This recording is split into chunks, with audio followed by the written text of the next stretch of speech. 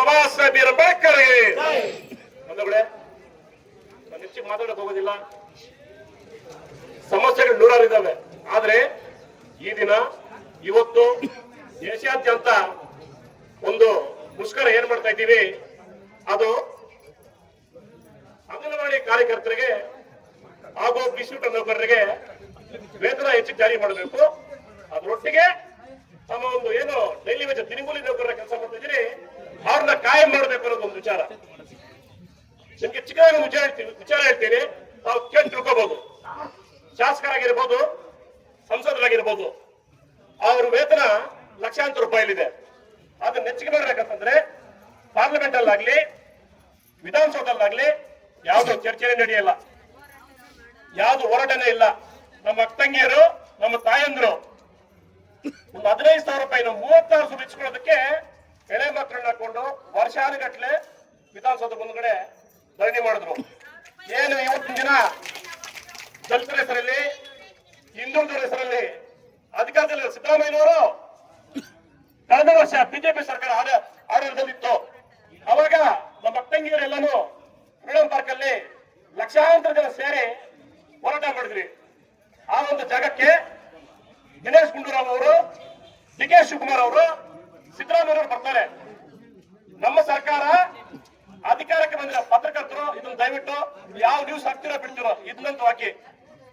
ಈ 3 ಜನ ಮಹನೀಯರು ಒಂದ್ ಮಾತು ಕೊಡ್ತಾರೆ, ನಮ್ಮ ಸರ್ಕಾರ ಅಧಿಕಾರಕ್ಕೆ ಬಂದ ಕೇವಲ 3 ತಿಂಗಳಲ್ಲಿ ದಿನಗೂಲಿ ನೌಕರರನ್ನ ಕಾಯಂ ಮಾಡ್ತೀರಿ ಅಂತಾರೆ.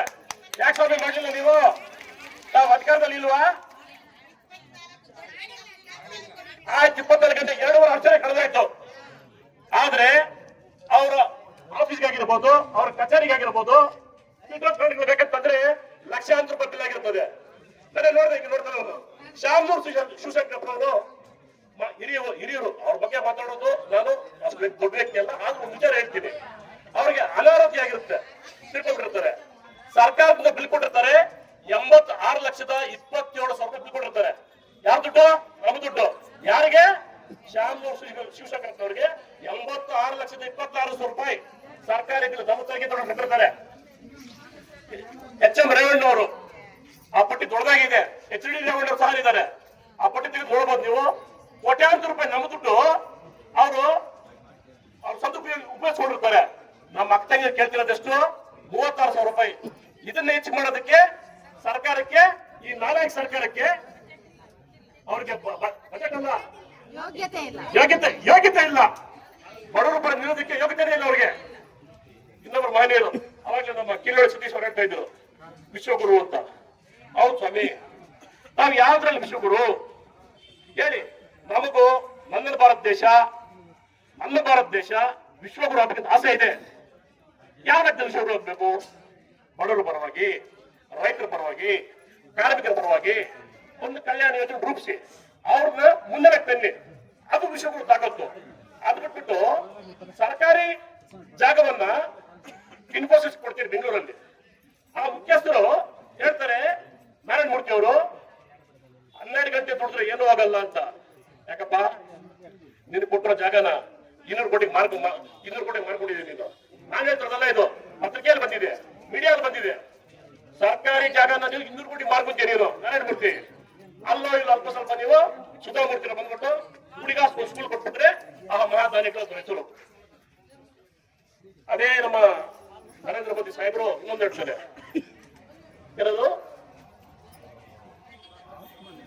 ನಮ್ಮ ದೇಶಕ್ಕೆ ಈ ಮಹಾತ್ಮ ಗಾಂಧಿ ನರೇಗಾ ಯೋಜನೆಗಳು ನಿಮಗೆ ಏನಾದ್ರು ಯೋಗ್ಯತೆ ಇದ್ದರೆ ನರೇಂದ್ರ ಮೋದಿ ಅವರೇ ಒಂದು ಹೊಸ ಯೋಜನೆ ರೂಪಿಸಿ. ಯಾರೋ ಹುಟ್ಟಾಕಿದ ಮಗುಗೆ ನೀವೇನ್ರಿ ಹೆಸರು ಬದಲಾವಣೆ ಮಾಡೋದು? ಏನದು? ವಿಬಿಜಿ ರಾಮ್ಜಿ ಅಂತೆ. ಏನು ವಿಬಿಜಿ ರಾಮ್ಜಿ ಅಂದ್ರೆ? ವಿಕಸಿತ ಭಾರತ್ ರೋಜ್ಗಾರ್ ಅಜೀವಕ ಗ್ಯಾರಂಟಿ ಸ್ಕೀಮ್ ಅಂತೆ. ಅಜೀವಕ ಅಂದ್ರೆ ಏನ್ ಗೊತ್ತಾ ತಮಗೆ? 6ನೇ ಶತಮಾನದಲ್ಲಿ ಮಹಾವೀರ ಕಾಲದಲ್ಲಿ ಭಿಕ್ಷಾಟನೆ ಮಾಡ್ತಾ ಇದ್ರು, ಅವ್ರನ್ನ ಅಜೀವಕರು ಅಂತ ಇದ್ರು. ಅದನ್ನ ಭಿಕ್ಷಾಟನೆ, ಕೂಲಿ ಕಾರ್ಮಿಕರು ಭಿಕ್ಷಾಟನೆಗಾರರ ತಮ್ಮ ಒಂದು ಎಲ್ಲಾ ನಾಯಕರು ಮಾತಾಡ್ತೀರಿ ಚುನಾವಣೆಗಳಲ್ಲಿ. ಅದಕ್ಕೆ ಹೇಳೋದು, ಧರ್ಮದ ಹೆಸರಲ್ಲಿ ತಮ್ಮ ಮತ ಮಾಡ್ಕೋಬೇಡ್ರಿ. ನಮ್ಮ ಪರವಾಗಿ ಯಾವ್ದೇ ಪಕ್ಷ ಆಗಿರ್ಬೋದು, ನಮ್ಮ ಪರವಾಗಿ, ಬಡವರ ಪರವಾಗಿ, ರೈತರ ಪರವಾಗಿ ಅದು ಯಾವುದೇ ಪಕ್ಷ ಆಗಿರ್ಬೋದು ಆ ಪಕ್ಷಕ್ಕೆ ಮತ ಕೊಡ್ಬೇಕು ನಾವು.